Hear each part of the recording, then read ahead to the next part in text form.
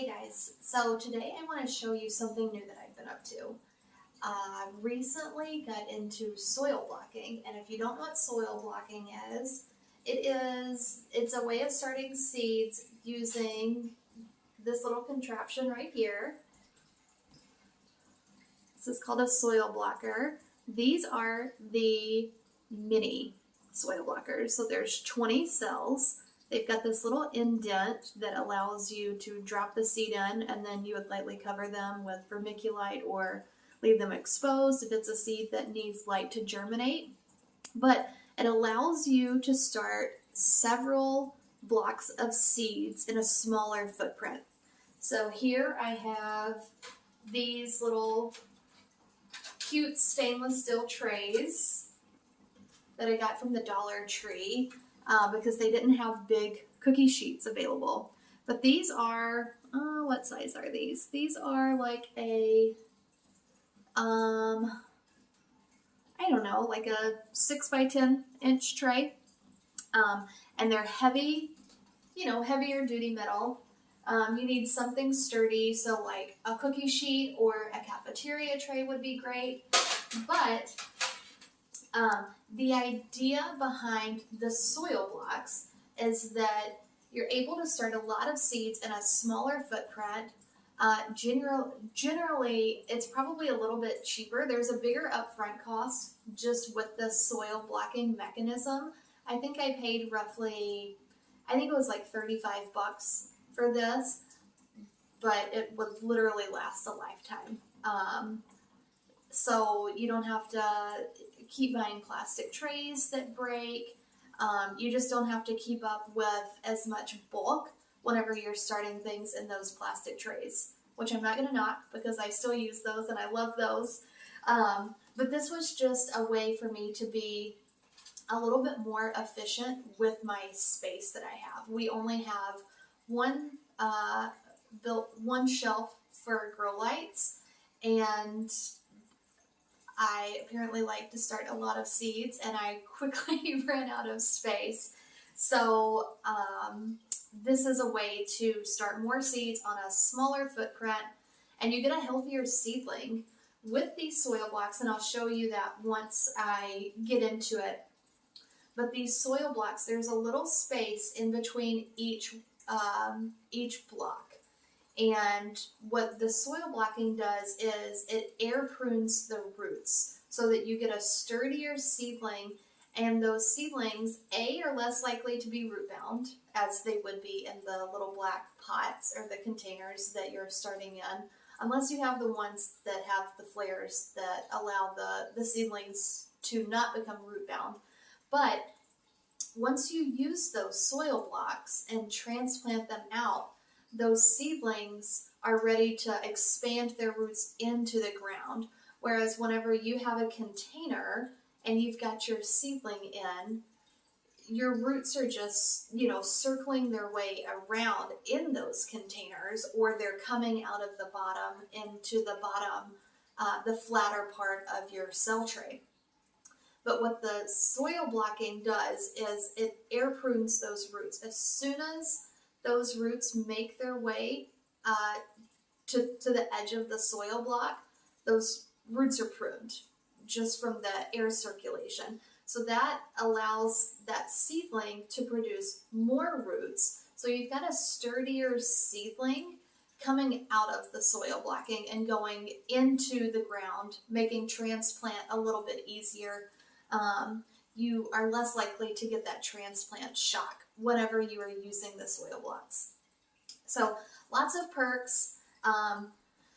There is a bit of a learning curve, but honestly, I don't feel like it's enough of a learning curve to be a discouragement for starting with soil blocks. Let's see here. I just got this in the mail last weekend. So it's not like I have a tremendous amount of experience in soil blocking. But the experiences that I've had thus far have been really good, and I haven't had any negative issues with soil blocking. So now that we've kind of talked about soil blocking and what it is and kind of what you'll need, I want to show you the medium that I'm using. Now, normally I would not be doing this in my kitchen. I would be doing it outside, but we have a rainy day today. It is currently pouring outside, and my garage is stuffed with a tractor and my SUV and bikes and seed starting equipment and all the like. So there is no space for me to do this in the garage. So here we are in the kitchen. What I have is my Soil Cube compost. This is a humus compost that's available to us in the Southeast. So if you're not in the Southeast, I think they supply to Alabama, Georgia. I want to say Florida is on that list. Don't quote me on that. I'll put it in the description below where you can find this. But North Carolina, South Carolina, and also Tennessee is on their list of where you can find this compost. There are a lot of I guess recipes out there for soil blocking. Soil Cube is the primary compost, potting mix, seed starting mix. It's what I use for everything. I filled up all of my pots last year. I used it as a top dress as like my compost. Seed starting mix for last year and all of my containers, all of my pots. And I think that it's just a really great product. It doesn't compact because it's the humus compost, so it's fluffier and it's airier, as would like a peat-based mix would be. But this is a peat-free compost using, I think they locally source at their farm in Georgia, straw and cow manure and grass clippings that have not been sprayed. And then with the veggie mix, they've got aged pine bark fines in it. And they also added sand. Here in the Southeast, we are, especially in my yard, we are pretty sandy. And so this just allows for a more airy compost. Anyhow, this is what I use solely to soil block. Now, another tip with soil blocking is you want your mixture, your compost, to be wet. You can see here, I've got this in my hand, but it's falling out. So what I'm going to do is I'm going to get some water and I am going to drench this. What you want is whenever you grab your hand with soil, you want there to be water dripping out, not the soil coming apart. You want there to be water dripping. Now you don't want it to be soaked to the point where you've got a gloppy mess, but you do want the compost or the medium that you're using to be saturated. So that's what I'm going to do right now, and then I'll bring you back and I'll show you how we're going to soil block. I think that I can get four of these in my tray. So that would make for 80 seedlings. And I think what I'm going to do is I'm going to do, let's see here. I think I'm going to do 10 plants, 10 of one seedling, 10 of one variety per 20 count. So I have 3 trays, and I have a lot of seeds. So I'm going to get this soil drenched and then we'll come back and I'll show you up close the process on how you soil block.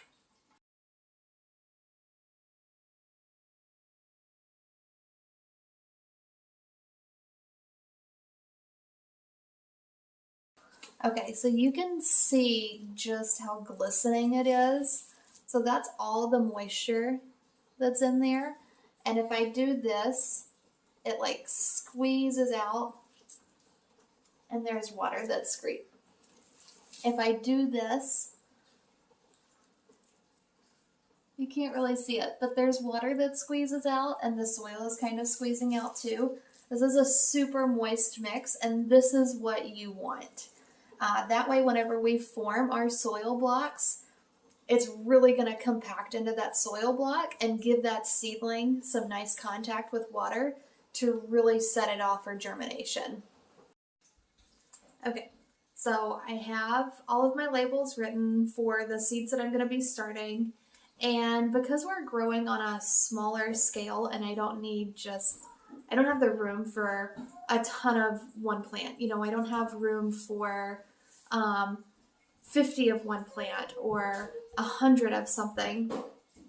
We're growing on a relatively small scale. This is just in my front yard that I've converted in my landscape beds that I have shrubs and trees in. I'm also going to be filling in with cut flowers. But I want it to have that cottage garden appearance. So, you know, I want clusters of 5 plants here, or maybe like a drift of 10 or something that I can then use as a landscape plant to look pretty, but I can also cut on it if I want.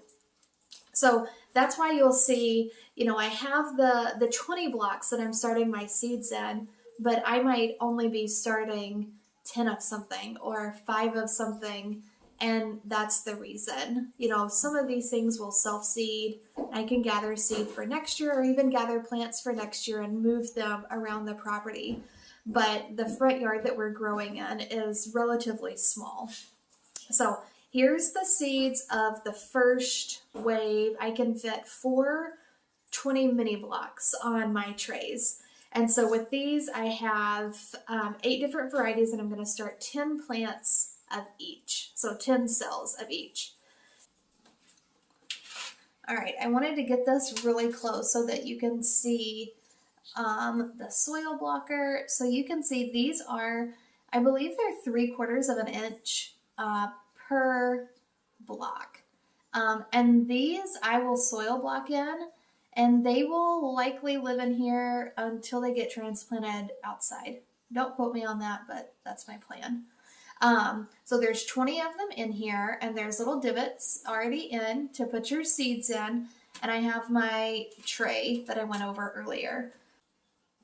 All right, so what I like to do is I like to grab a handful of soil and really like mash it in. If you're pressing on your trays, like the flat bottom of your tray, that will also work. You just really want to get this as compressed as possible. And then I'll use my hand to kind of like mash and scrape, if that makes sense. Not to me, it doesn't. I don't even know what that means. All right. So I've got my soil all compressed in, and you can see it in the block. So then what I'm going to do is I'm going to put it on my tray, and it has this handle, and you're going to press the handle down, and I do it a couple of times, and lift up, and then you've got these perfectly cute formed blocks that you can then put your seedlings in. All right, so now I've got my one tray with my 4 20 mini blocks, and I've got my labels and my seeds. Another helpful tip that I've written on here is, it is backwards, but I've written the plant. So I've got Vinca, the variety name, Heatwave Raspberry, and then times 10, so that I know that I have 10 cells to fill with these. So I'm going to, I think, just display that like so. I think I might get some tape maybe, or maybe I'll just try and remember what I did. So for these right here, I've got Vinca Raspberry Heatwave. So I'm going to find my Heatwave Raspberry.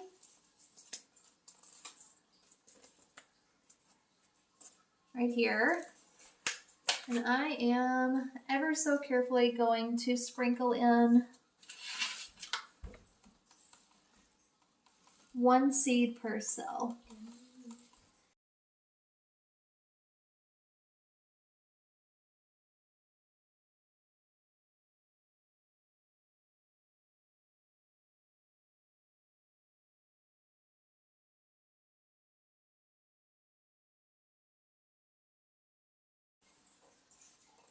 All right, so you can see I've got my soil blocks done, and what I've done is I've put one seed per cell and I've kind of tamped them into place. I'll get my vermiculite and lightly sprinkle them, water them in with my overhead pump sprayer, and then whenever you do water your soil blocks, you want to make sure they're moist, but not to the point where their tray is overflowing. You want to keep them saturated. You don't want the blocks to dry out.